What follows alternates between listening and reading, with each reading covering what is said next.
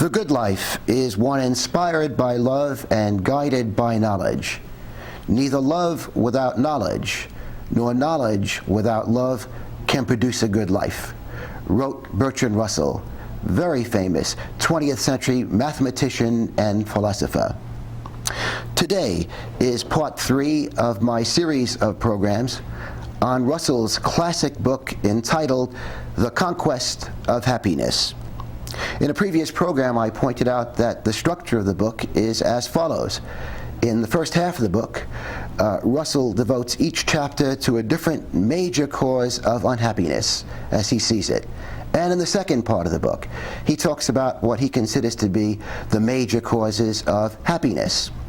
Thus far in my series, we've been talking about part 1 of the book. Last week, I talked about envy, which Russell considered to be one of the chief causes of unhappiness in life. Indeed, Russell said this of envy. He said it is one of the most universal and deep-seated of human passions. And Russell pointed out that one cannot be happy and envious at the same time. And last week, I pointed out some of the possible remedies that Russell suggested for dealing with envy. Also in the last program, I talked about Russell's idea of the fear of public opinion being a main cause of unhappiness. Russell believed that most people are obsessed with the idea of what other people think of them. And he said this causes them much unhappiness. And indeed, Russell says that thinking about what other people think of oneself is, in a certain sense, a form of slavery, a kind of bondage. And Russell says that one should pay attention to public opinion only insofar as one must do that to stay out of jail or to avoid starvation. Russell points out that public opinion is not a constant. Public opinion changes. An example one could give, an obvious example that I gave in the last program concerning the United States, concerns sexual mores in our country. We know that 40, 50 years ago, even less, that a stigma was attached to the idea of a woman having a child out of wedlock, or of two people cohabiting. Well, today I think it's fair to say that public opinion has changed very much. Some would argue for the better. Some would argue that it's not, what has happened is not good. In any event, I think it's fair to say that today little, if any, stigma is attached to a woman having a child out of wedlock or of two people cohabiting. Also, I pointed out that the political scene in the United States has changed dramatically over the last 40 or 50 years. That I think it's fair to say that in the 1960s, liberalism was in the ascendancy. In 1964, Lyndon Johnson won an overwhelming political victory in his campaign for president over the conservative Barry Goldwater. Well, since 1964, it seems that public opinion has moved to the right in the United States, and it appears to many that conservatism has been in the ascendancy for so many years. So again, as Russell points out, public opinion is not a constant. Indeed, from a political standpoint, historian Arthur Schlesinger has said that, in his opinion, American history shows that our politics, in a certain sense, run in cycles, that the country goes through a period of liberalism, and then that is followed by a period of conservatism, followed by liberalism, and then conservatism again. Again, that's Professor Schlesinger's thesis. It is also interesting that public opinion can vary in different societies at the same time.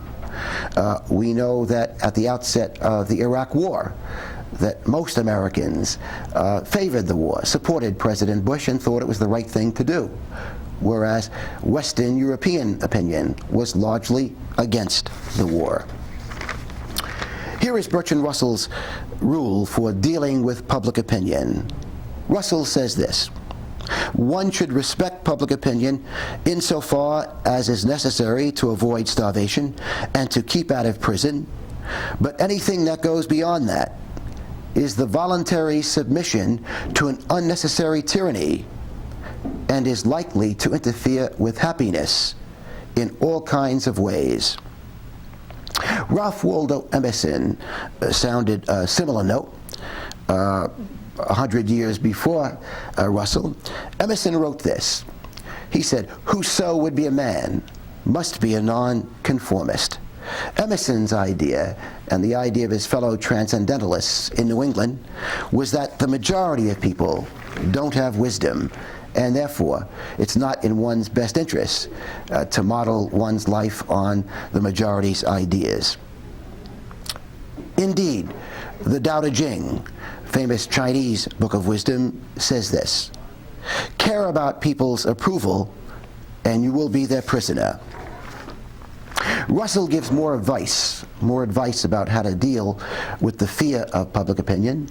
In other words, the fear of what other people think of oneself.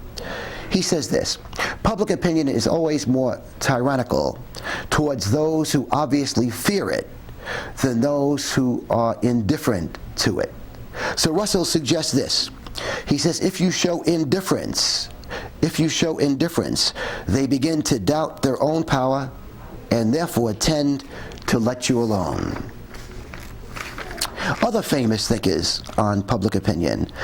St. Augustine, in his very famous autobiography called The Confessions of St. Augustine, quoted Corinthians chapter 14, verse 20, which says, "Conform yourselves no longer to the standards of this world."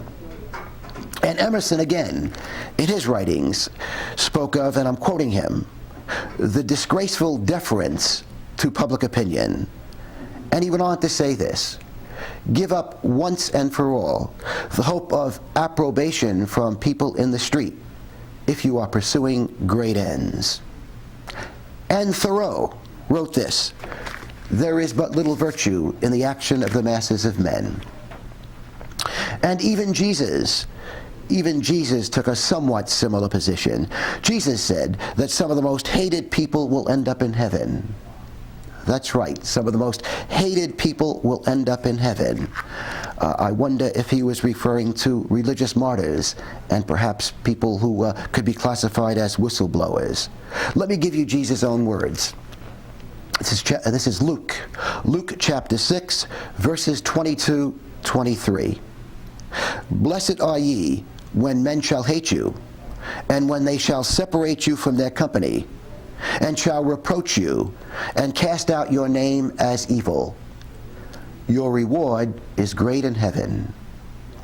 Again, blessed are ye when men shall hate you. Your reward is great in heaven. It has been said that a person without enemies is a person without principles.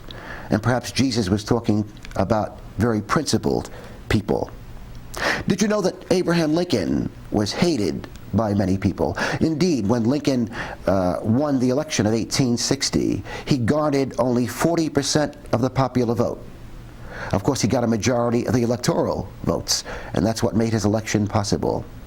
And when Lincoln ran again in 1864, historians tell us that as the election approached, Lincoln was pretty certain he was going to be defeated. That's how hated he was, how disliked he was by so many people. We also know that perhaps America's finest president, at least many professors of history in the United States believe he was our finest president, Franklin D. Roosevelt, was hated by many people, especially people of his own class. FDR, as you probably know, was a very wealthy man, and so many of his policies called for very high taxes on rich people, and that did not endear him to those people. We know that Martin Luther King Jr. was hated by many people, and of course was assassinated. Gandhi was hated by many people. He also was assassinated. Socrates, the great Greek philosopher, hated by many people and was forced to commit suicide by the government. And we know that Jesus and St. Paul themselves often disregarded public opinion. What I'd like to do now is to move on to part 2 of the book, in which Bertrand Russell talks about what he considers to be the chief causes of happiness in life. We can define happiness as a feeling of contentment and peace of mind. It is interesting that on the subject of happiness, Bertrand Russell was a real optimist, in contrast to many other famous thinkers who were not optimistic about our chances for becoming happy. Freud, for example, was a pessimist. Freud believed we really couldn't be very happy, but that we should try. St. Augustine, one of the most famous of Catholic saints, St. Augustine believed we could not be happy in this life no matter how hard we tried. St. Augustine believed that happiness is reserved for those who achieve salvation, for those who are very good in their behavior in this life, and who therefore end up in heaven. And that's when they will be rewarded with happiness, after death in heaven. And Mother Teresa has said this about our prospects for happiness. She wrote that suffering will never be completely absent from our lives. Suffering will never be completely absent from our lives. I think Russell would agree with Mother Teresa, but also would agree with Mother Teresa that there is a certain amount of joy that we can get from this life, and that if we live well, and if we live virtuously, we can increase our joy and decrease our unhappiness. Mother Teresa, in her book entitled Mother Teresa in My Own Words, talks about her definition of happiness. And she says this, and I'm quoting Mother Teresa: "When I speak of joy, I do not identify it with loud laughter or with noise. This is not happiness. Sometimes it hides things. When I speak of happiness, I refer to an inner and deep peace, which shows itself in a person's eyes, on their face, and in the person's attitudes and gestures." I'm confident Russell would also agree with Mother Teresa's definition of happiness. Russell says that happiness is of two sorts. He says there is the happiness of the heart and there is the happiness of the head. With regard to the first kind of happiness, Russell says that we can experience the happiness of the heart in loving people, in being of service to people. And we can experience the happiness of the head by acquiring important knowledge and by acquiring skills. In other words, what Russell's talking about are the satisfactions of the heart and the satisfactions of the head. Some would phrase it, the satisfactions of the intellect.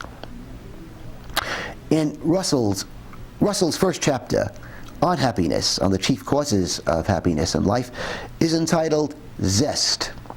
And what does he mean by zest?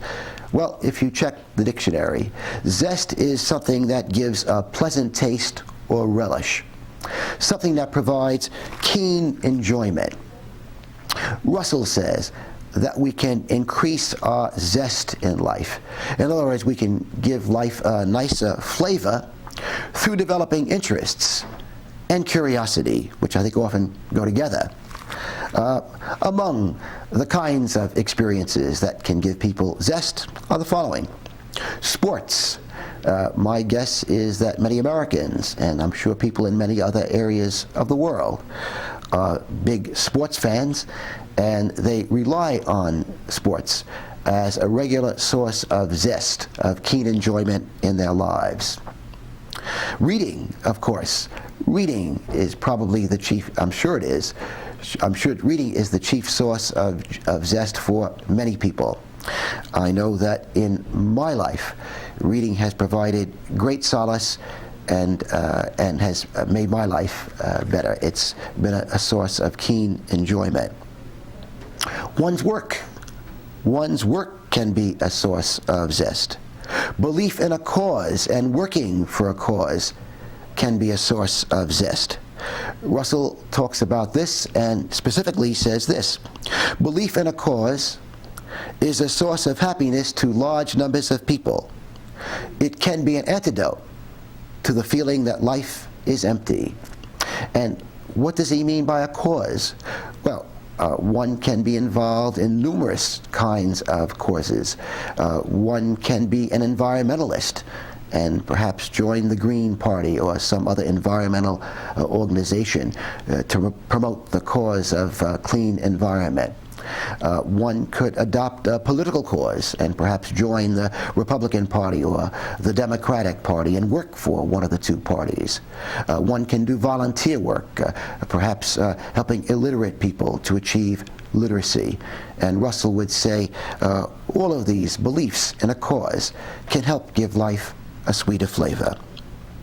And of course, another reliable source of zest for many people, I suspect the majority, is music.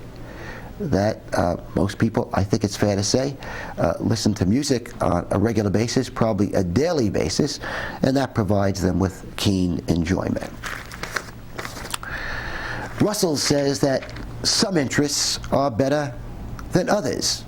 He says, for example, that as he sees it, reading is a better interest than watching football. And his reasoning may surprise you. He says the reason reading may be better than watching football is that a person has more opportunities to read than to watch football. He also says the more things a person is interested in, the more opportunities of happiness he has, because if he cannot fulfill one interest, he can fall back on another interest. For example, I jogged for many years, but some years ago developed a painful knee, had an operation on the knee. I'm no longer able to jog and have fallen back on other interests as substitute interests for that.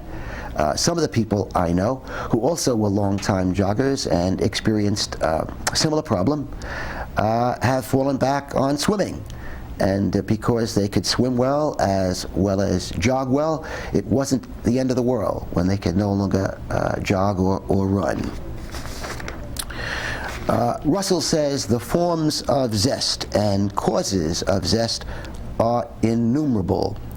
He talks about curiosity being an important source of zest. And he talks about the various ways one can fulfill one's curiosity while taking a walk in a park or taking a walk in the woods. He says, think of the different things that may be noticed in the course of a country walk. One may be interested in the birds. One man may be interested in the birds, another in the vegetation, another in the geology, yet another in the agriculture. Russell says that one of the reasons zest can be such an important ingredient in living a fulfilling life is that zest can cause us to concentrate. It can cause us to focus our attention on something. It can help us get in the state of flow, that when we can go to an interest that we have great enthusiasm for, that it can get us in what psychologists call a state of flow, meaning that we become so absorbed in our interest, whether it be a hobby or something else, that we lose sight of time and even forget about our problems. So again, Bertrand Russell, in his first chapter on the causes of happiness, in his book, The Conquest of Happiness, says that zest is a chief cause of happiness. He goes on to say, in his second chapter on happiness, that affection is a chief cause of happiness. He says that loving others and being loved by others is indeed a chief cause of zest. Again, affection can give life a more pleasant flavor. Russell says we should aim for self-forgetfulness. He says we must try to get our attention off ourselves. Indeed, he says a too powerful ego is a prison from which one must escape. And he goes on to write this: a genuine capacity for affection is one of the marks of the man who has escaped from the prison of self. Again, a capacity for genuine affection is one of the marks of the person who has escaped from the prison of self.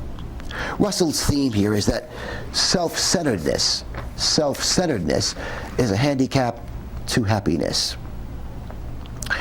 I think the Jewish sage Hillel put it well and summarizes Russell's idea so well. Hillel, a rabbi of antiquity, said this: "If I am not for me, who will be? But if I am for me only, what am I?" And what are some of the ways we can show other people affection? Well, the most obvious way is through kindness. Kindness is an attitude, and we can put this attitude on display, so to speak, in an office, a school, on a bus, in a subway. Psychologist William James, very famous American psychologist and philosopher, said that there are only three things that are important in life, and they are the following. He said this: the three things that are important in life are, first, to be kind; secondly, to be kind; and thirdly, to be kind. Mother Teresa has talked about the power of a smile, and she says that a smile can have a remarkable effect at the people we are smiling at. That smiling can make us feel better and can also make other people feel better. And again, I like that expression that she uses, the power of a smile. Try it. Again, it's another way of expressing affection towards people. Being affectionate, of course, also makes aging and dying somewhat easier. I think it's a wonderful feeling. I think it must be a wonderful feeling as one grows older and gets closer to death, to know that one has tried to make life a little easier for others on this planet. Russell points out that the person who receives affection is generally the person who gives affection. So if one wants to be treated affectionately, one should not sit back and wait for other people to treat oneself affectionately, but rather one should go out and, in a very sincere, genuine way, show other people affection. And Russell suggests that if one does that, it's likely that other people will begin treating you with affection. But he does add a caveat. Russell says this: it is useless to give affection in a calculating way, because then it's not genuine and will be felt to be so by the recipient. Thus far, I've talked about two causes of happiness that Russell writes about in his book, The Conquest of Happiness. Again, zest, which is something that gives a pleasant flavor to life, and also affection, which again he says can be a source of zest. In his third chapter on happiness, Russell talks about the family. In fact, the chapter is entitled The Family. Russell says the family can be one of the greatest sources of happiness. In fact, he says that being a parent was the greatest source of happiness in his life. But he says very often, family life is not a happy situation for either the parents or the children or both. And writing in 1930, he said the chief reason, in his opinion, that family life often was not a happy experience for people was because of the parents' possessive impulse. He says that parents can exert too much control over their children, and that can result in rebelliousness in the child and frustration in the parent. Russell was not for not disciplining children. Russell believed, of course, that all children, all adolescents need discipline. But he believed it's very important that when children are disciplined, that parents don't step over the line and prevent the child or adolescent from developing his individuality, from developing what is unique in him. Because Russell believed if we are to produce healthy children, healthy adolescence, it's extremely important that we give people permission to be themselves.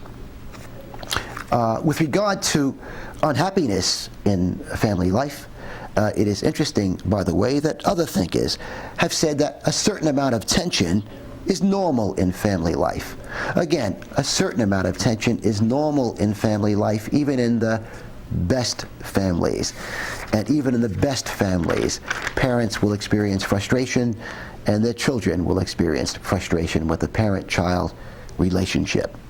Russell says the proper parental attitude is that a parent should genuinely desire the child's welfare more than his or her power over the child. And Russell says that the value of parental affection to children is that it is likely to be more reliable than any other affection. Russell points out that one may lose one's friends, one may lose one's lover, but if one comes from a strong family background, that parental affection will probably be the most reliable source of affection in anyone's life.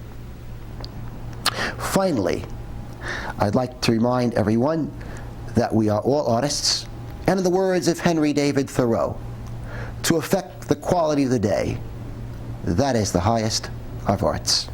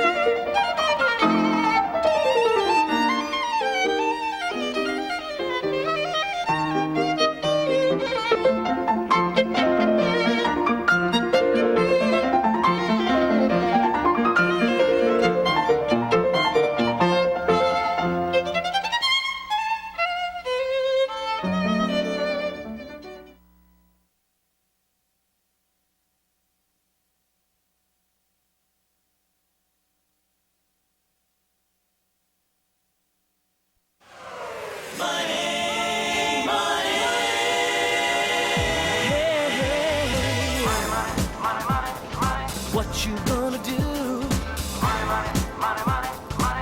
Hey, mister. You drop this? Have a good day, sir. Honesty. Pass it on. Hey, wait a minute. A message from the Foundation for a Better Life.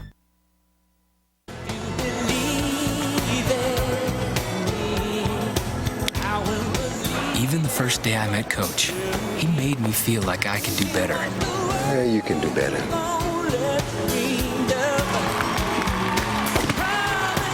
When I finally did win, he wasn't surprised. I knew you had it in you. Believing. Pass it on. A message from the Foundation for a Better Life.